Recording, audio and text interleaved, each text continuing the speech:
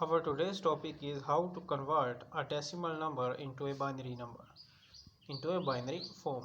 So we have 66, which is of course because of decimal, so we are putting it 66 here and this 2 is here. So 33 two times we have 66 remained 0.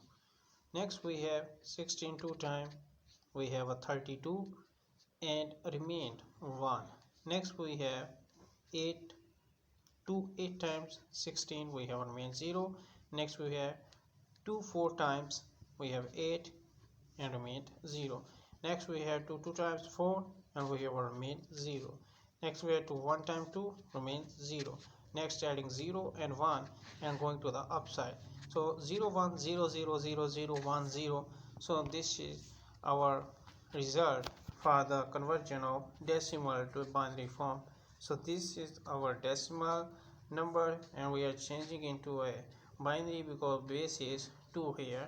So we can say that this is our result here for the conversion of decimal into binary. Next we have also another example.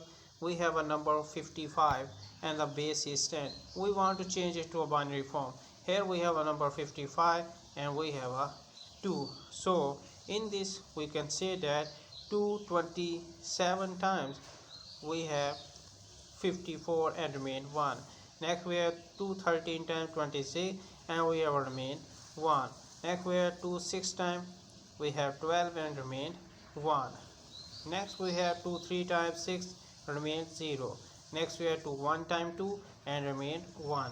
Next we are putting 0 and a 1 at the end and we are going to the upside for our result and want to change the decimal to a binary form. So here you can see 0 1 1 0 1 1 1.